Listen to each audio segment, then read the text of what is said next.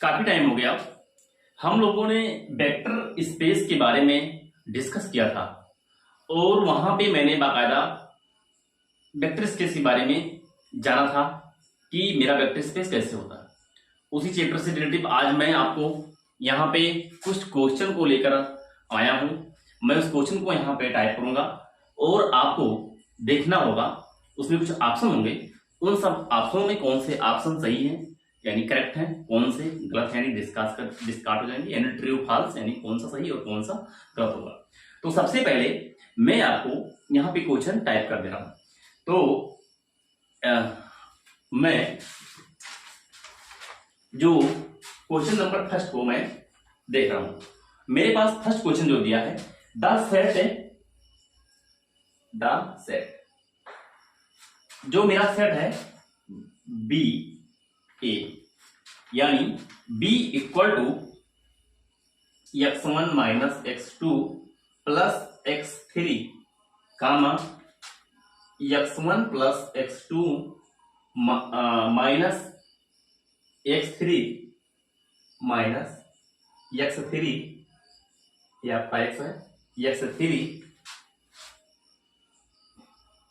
और यानी x1 कामा x2 कामा x3, ये सभी जो है ए ट्रिपल जो है ये बिलोंग कर रहे हैं किसमें, आर क्यूब में।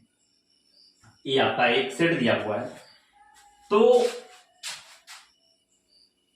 देन तब आपको यहां पे कुछ ऑप्शन दिए हैं। फर्स्ट ऑप्शन में दिया है कि B is not a vector subspace of R square.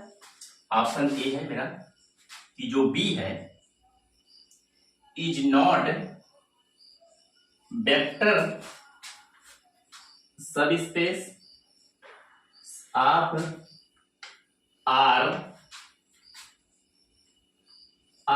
Square. Okay, उसके बाद में आगे दिया हुआ है B is a vector subspace of R square. B is a vector subspace of R square। फिर आपको देखना है कि B is a vector subspace of R square of dimension 1। C है, B is a vector subspace of R square of dimension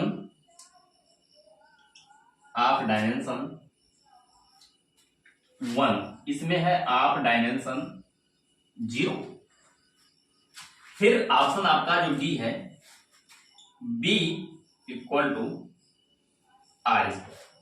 okay, तो आपको बताना कि आपके पास एक दिया हुआ है, सेट दिया हुआ है। आपको बताना है कि जो ए वी जो सेट है ए वेक्टर स्पेस नहीं है, आर स्क्वायर का वेक्टर स्पेस नहीं है। तो कि वेक्टर अगर स्पेस है, आर स्क्वायर अगर वेक्टर स्पेस अगर ए आपका बी है तो क्या इसका डायमेंशन 0 है।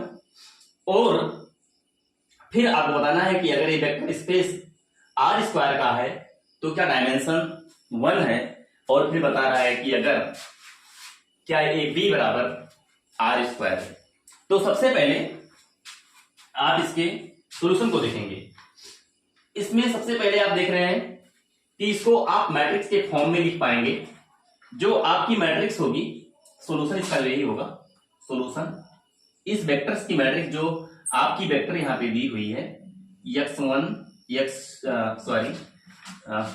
x1 minus x2 plus x3। तो इसकी कोफिशिएंट क्या है, इसकी कोफिशिएंट 1 तो 1, इसकी कोफिशिएंट -1 तो -1, इसकी कोफिशिएंट 1 तो इसकी कोफिशिएंट 1 हो गई। फिर आपका अगला जो वेक्टर है, अगला वेक्टर आपका ये तो दिया हुआ है x1 plus x2 minus x3। तो इसके जो कोफिशिएंट है आप देख रहे हैं कि रिस्पेक्टिवली 1 1 प्लस है और अदर जो कोफिशिएंट है क्या है, -1 है। तो आप यहां पे जान पाए कि रो क्लास कॉलम यानी आपका क्या होता है, रो ये होती है कॉलम 3x2 की एक मैट्रिक्स आपको यहाँ पे दिख रही है। सबसे पहले आपको क्या करना है कि कोफिशिएंट मैट्रिक्स को लिख लेना है। आप यहाँ पे वेक्टर को यहाँ पे देख रहे हैं कि ये वेक्टर का जो सेट है, यहाँ पे इसके एलिमेंट जो हैं a n triple sorry R triple, यानी आप देख रहे हैं कि ये आर ट्रिपल के हैं, यानी आर क्यूब के हैं। आर क्यूब बोलेंगे, आर ट्रिपल बोलेंगे, यानी 3 एलिमेंट इसमें x1 x2 x3 हैं, ये सब चल रहे हैं। तो आपने इसको जैसा कि देख लिया कि इसका कोफिशिएंट मैट्रिक्स से बन गया। कोफिशिएंट मैट्रिक्स जो है आपका एक कॉलम वाइज ही बना लेंगे। ये जो वेक्टर आपका दिया हुआ है यहाँ पे, इसको कॉलम वाइज बना लेंगे। उसके बाद में आप इसको देख पा रहे हैं कि जो इस मैट्रिक्स की रैंक है, जो मैट्रिक्स की रैंक होती है रो क्रॉस कॉलम होती है, नॉन जीरो कॉलम होते हैं। तो मान लीजिए नॉन जीरो कॉलम भी है, नॉन जीरो रो भी है, रो क्रॉस कॉलम होता है। तो आप यहाँ पे देख पा रहे हैं कि 3 रो और 2 कॉलम है, लेकिन जो मेरी मैट्रिक्स की रैंक होती है वो मिनिमम होती है, मिनिमम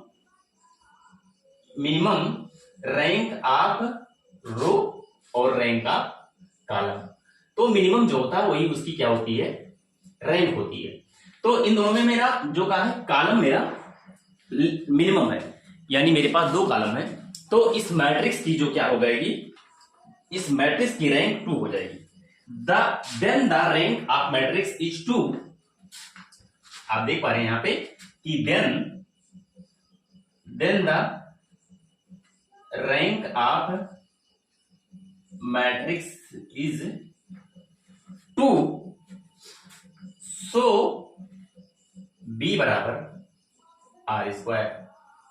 इस मैट्रिक्स की जो रैंक हुई 2 हो गई, इस बराबर बी बराबर क्या हो गया, आर स्क्वायर हो गया। ओके, देखिए यहां से आपको इसकी रैंक के बारे में पता चल गया। तो आपने बता दिया कि बी बराबर आर स्क्वायर, मतलब जो मेरा वेक्टर है ए, जो मैंने एक कोफिशिएंट मैट्रिक्स बनाई, ए जो यहां पे क्या लिया, इसको कॉलम वाइज में मैंने लिख लिया। तो मैं यहां पे देख पाया कि मेरा जो ऑप्शन डी है, ए ऑप्शन डी मेरा करेक्ट हुआ। अदर ऑप्शन जो मेरे हुए ए नहीं सही हो पाए, यानी ऑप्शन ए ये सब क्या हो गए, गलत हो गए। ओके, देखिए इसकी डायमेंशन 0 भी नहीं है, डायमेंशन 1 भी नहीं है, 1 से ज्यादा डायमेंशन है। तो ए ऑप्शन सब गलत ही हो गए। और फिर मैं नेक्स्ट क्वेश्चन पे आता हूं। नेक्स्ट क्वेश्चन पे आपको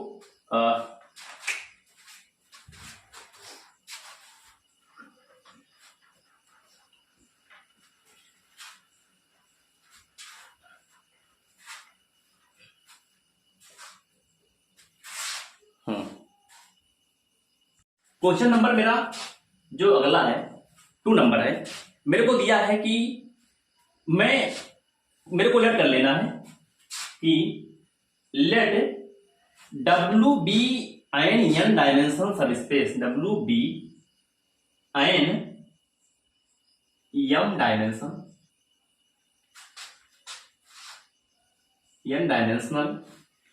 सब स्पेस।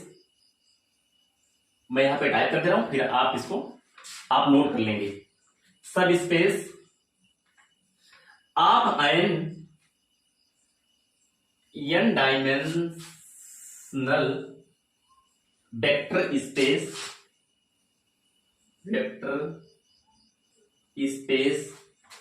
बी, जहां M less than, subspace तो वेक्टर स्पेस से छोटा ही होगा या बराबर भी हो सकता है, लेकिन यहां पे दिखाया गया कि एम लेस देन एन है। तो आपको ऑप्शन दिया हुआ है, ऑप्शन जो ए है, option N by M, B है एन माइनस एम, सी है आपका एन प्लस एम, और आपका ऑप्शन डी जो है 0 है। आप इसके सॉल्यूशन को करना चाहेंगे, मैं यहां पे बता दे रहा हूं आपको कि देखिए आपका जो फॉर्मूला होता है dimension B by M equal to होता है dimension B minus dimension M होता है। बी का डायमेंशन आपका एन डायमेंशन और एम का डायमेंशन एम है। तो आप यहां पर देख पाए कि डायमेंशन बी बाई जो एम का है आपका क्या है, एम माइनस एन निकल गया है। ऑप्शन मेरा ए सही हो गया। जो मेरा सब स्पेस का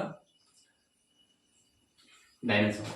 डब्ल्यू बीजे M dimensional subspace of N dimensional vector space where M less than N. तो यहाँ पे आपको ये चीजें दी हुई है, अगर ये दोनों चीजें आपको मिल रही तो आपके डायमेंशन डी अपॉन एम के फार्मूले से वेक्टर और सब स्पेस इसके फार्मूले से आप यहाँ पे इन चीजों को डिफाइन कर पाएंगे। यानी जो आपका ऑप्शन यहाँ पे ऑप्शन बी है, ये ऑप्शन आपका सही हुआ। ओके, अदर ऑप्शन ये सब क्या हो गए, गलत हो गए। ठीक है, अब मैं नेक्स्ट क्वेश्चन 3 पे आ रहा हूं। मेरे पास है W एक सब स्पेस में ले रहा हूं। Let W be the subspace by F equal to sine x and G equal to cos x, then for any real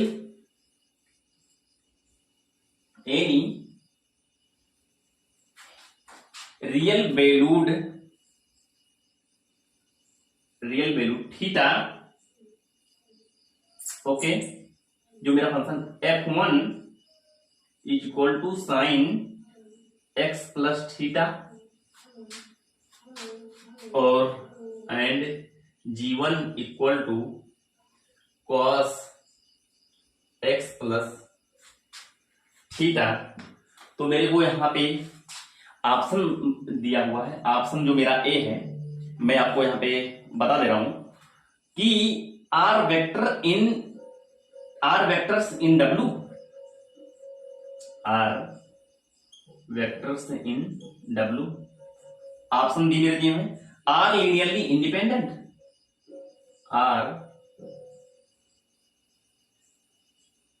are linearly independent, और फिर मेरे ऑप्शन सी हैं do not form a basis for W, do not forms a basis for W, और option मेरा जो D है from a basis for W, from basis for W। ये multiple choice question है, आपको यहां पे बताना है कि मैं वेक्टर स्पेस यानी वेक्टर स्पेस का मैं W एक सब स्पेस देख ले रहा हूं। जो मेरा फंक्शन f साइन है और G cos x है।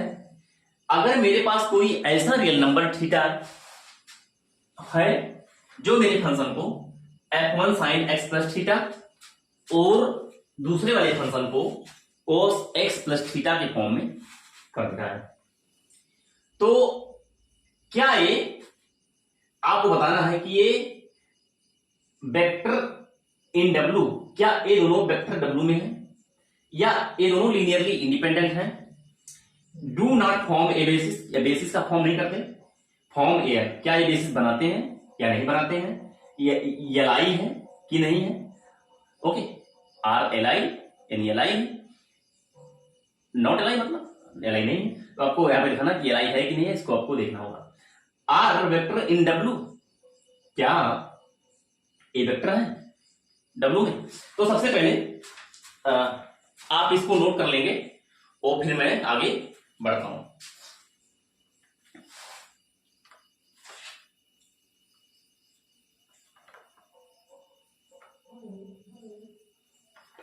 देखिए, मैं इसे सॉल्यूशन को यहां पे कर दे रहा हूं। जो मेरे पास गिवन है, आप देख रहे हैं कि be are given W subspace spanned by, solution में मेरा देखना है कि be are given W, okay, be are given W be the subspace spanned by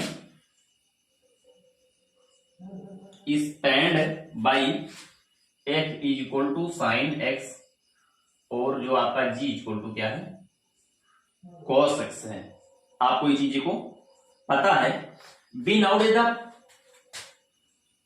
B now कि आप देख रहे हैं कि लीनियरली इंडिपेंडेंट है, जल्दी नहीं है, एक फंक्शन क्या है, लीनियरली इंडिपेंडेंट है। तो इस चीज में लिख रहा हूं be now that the function sin x and cos x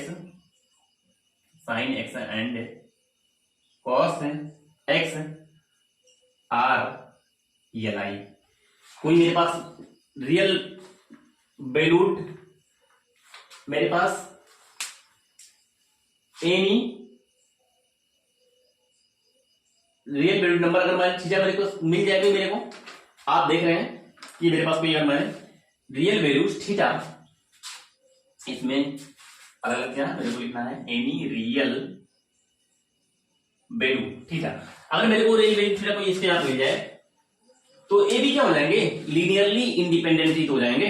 तो इस चीज मेरे को लिखना है कि मेरा फॉलोइंग फंक्शन साइन एक्स अपना जलाई है, तो अगर मेरा जो मान लीजिए f1 जो मेरा हो जाएगा साइन जो मेरा क्या हो गया x प्लस थीटा, तो इसके मेरे फार्मूले को मैंने को ब्रेक कर देना है, sine x cos theta plus cos x sine theta आप जानते हैं, और g जो 1 है आप देख पा रहे हैं g1 जो है cos x प्लस थीटा, ये क्या होता है cos x cos theta minus sine x into sine theta. जैसा कि आप जानते हैं कि साइन a प्लस बी और cos a प्लस बी का जो मेरा फार्मूला होता है, इसको आप बाकायदा जानते हैं। इसके बाद में तो आप देख पा रहे हैं कि f1 और g1 ये क्या है, वेक्टर है, ओके w। तो आप यहां पे लिख पाए कि सो f1 end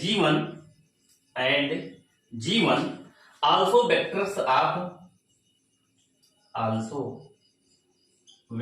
of w। A W के क्या है वेक्टर, और ये दोनों क्या है एंड एल लीनियरली इंडिपेंडेंट। तो ए क्या है वेक्टर के हो गए, यानी ऑप्शन ए और ऑप्शन बी मेरा सॉल्व हो गया। वेक्टर है और एल भी है, f1 g1 आर वेक्टर है w एंड एल, और एक फॉर्म भी कर रहे हैं, forms are basis, a basis के भी फॉर्म कर रहे हैं, बेसिस ऑफ डब्ल्यू। तो मेरा ऑप्शन हो गया, यानी ऑप्शन सी मेरा गलत हुआ और मेरे सभी ऑप्शन मेरे सही हुए। तो जैसा कि आप यहां पे देख पाए कि एल को भी चेक कर लिया, बेसिस को भी चेक कर लिया।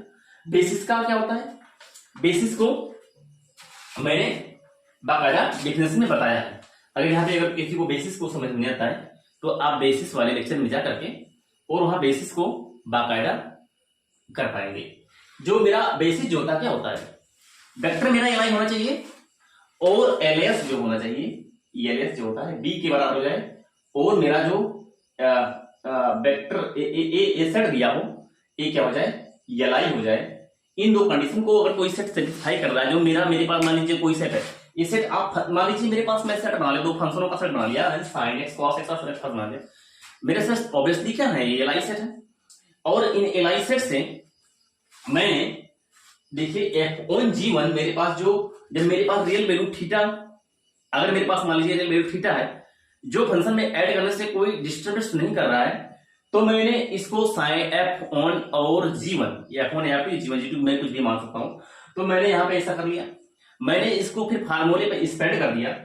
तो स्प्रेड करने के बाद मेरे को ये चीजें मिल गई, मैं देख पा रहा हूं कि ए भी मेरे को एल ही मिल रहे हैं और बेसिस के जैसा ही भी है, जैसे ए सेट मेरे sin x cos x वाले मेरे फंक्शन थे, मैं इन दोनों का सेट बना लिया मान लीजिए, तो ए भी बेसिस को फॉर्म कर रहे थे, एल भी थे और बेसिस के फॉर्म में मैं इनको एल बराबर बी के फॉर्म में मैं इनको लिख भी पा रहा था।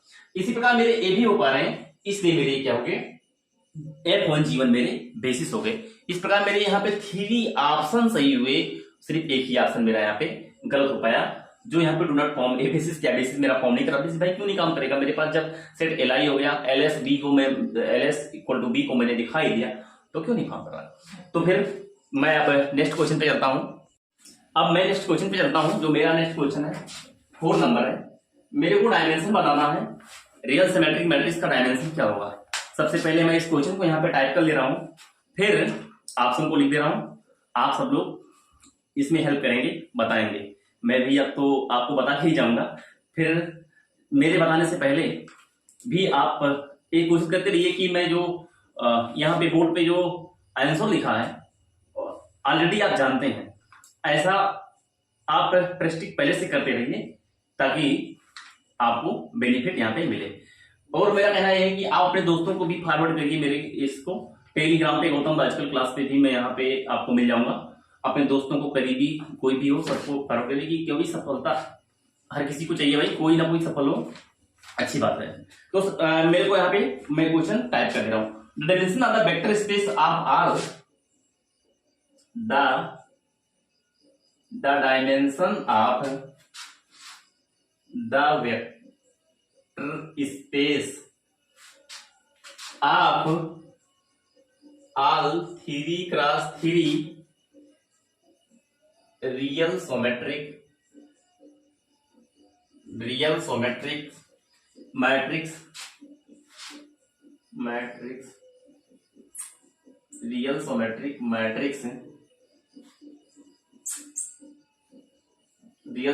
matrices इज, आपको यहाँ पे बताने हैं कि 3 है, 9 है, 6 है या 4 है। 3 क्रॉस 3 की रियल सिमेट्रिक मैट्रिक्स आप ऐसा देख पाए कि 3 रो 3 कॉलम होते हैं, यानी A11, A12, A13, A21, A22, A23, A31, A32, A33। आपको मेरे को रियल सिमेट्रिक मैट्रिक्स के बारे में बतानी होगी। ए एलिमेंट ए जस्ट अपोजिट एलिमेंट है, ए दोनों एलिमेंट जस्ट अपोजिट एलिमेंट है। ए एलिमेंट इसके अपोजिट है, ए एलिमेंट इसके अपोजिट है, यानी आपके तीनों एलिमेंट इन तीनों एलिमेंट के अपोजिट हुए, यानी ए 6 एलिमेंट को आप इन 6 एलिमेंट को आप क्या लिख सकते हो, 3 ही एलिमेंट मान सकते हो। इन 3 एलिमेंट की हेल्प से इन भी तीनों को लिख पाओगे, या इन तीनों की हेल्प से इस तीनों को लिख पाओगे। डायगोनल के नीचे वाले तीनों की हेल्प से इन अपर वाले को भी लिख पाओगे, अपर वाले की हेल्प से नीचे वाले को भी लिख पाओगे। तो dimension of vector space of all symmetric matrix of order n जो होती है, मान लीजिए अगर n क्रॉस n की होती तो भी डायगोनल के नीचे वाली जो एलिमेंट होती थी डायगोनल के ऊपर वाली एलिमेंट को इसकी हेल्प से लिख देते, या इसके मान लीजिए इसी 3 को अगर मैं n क्रॉस n का बना दूं, बड़ा सा मैट्रिक्स बना दूं, तो भी मैं ऐसे कर सकता हूं। तो इसका जो डायमेंशन होता है जस्ट अप्लाइड फार्मूले पर बेस्ड होता है। आप यही जानना कि dimension of vector space of all symmetric matrix RICES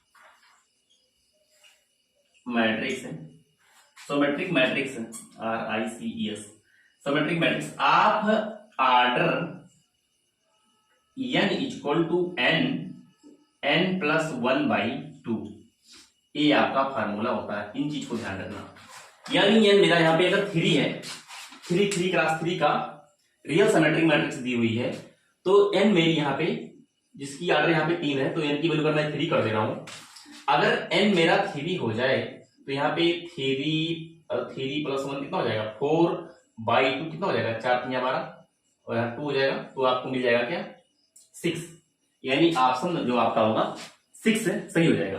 other option आपके क्या हो जाएंगे, डिस्कार्ड हो जाएंगे।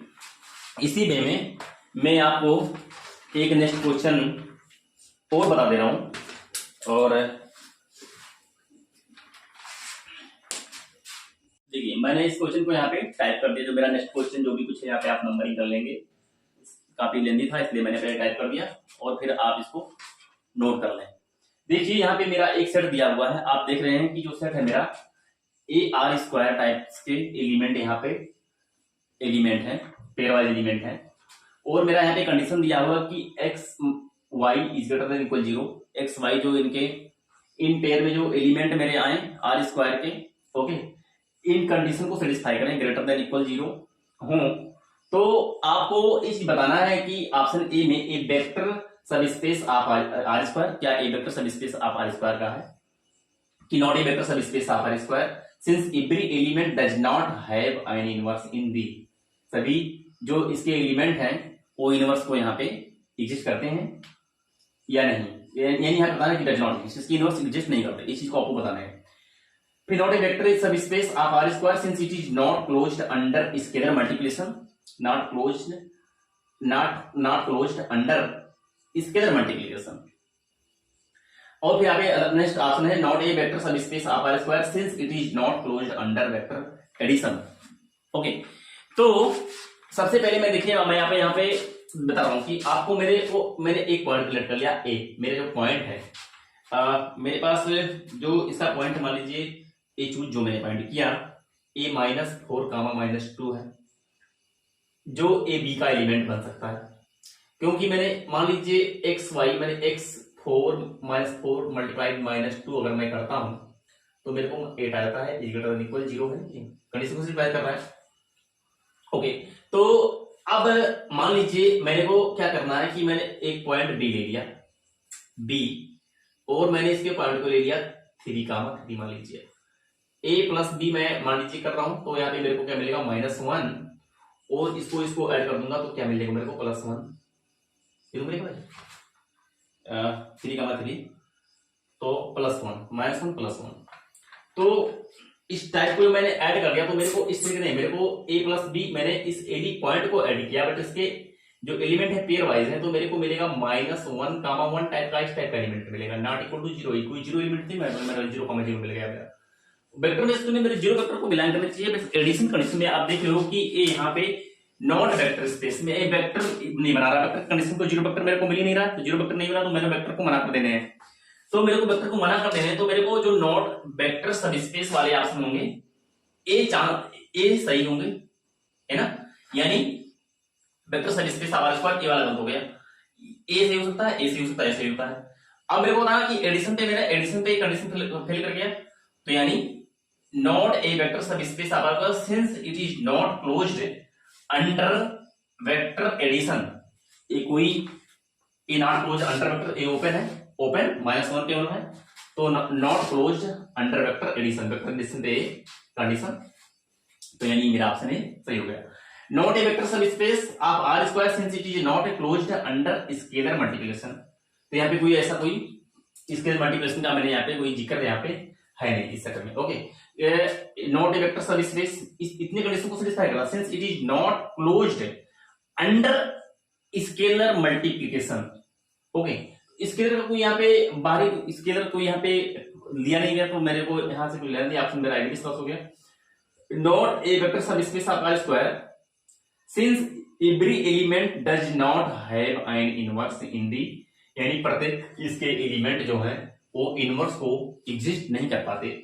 आप आर स्क्वायर में एलिमेंट को जानते हैं कि आर स्क्वायर के जो एलिमेंट है एक्स वाई स्क्वायर में ये सारे एलिमेंट का यहाँ पे जो ये कंडीशन दिया हुआ है एक्स कामा वाई, तो यहां से क्या होगा आर इनवर्स को सेटिस्फाई नहीं कर पाएगा, तो इस प्रकार मेरा ऑप्शन बी भी गलत हुआ, ऑप्शन सी भी गलत हुआ, ओनली ऑप्शन डी मेरे सही हुए। तो फिर मैं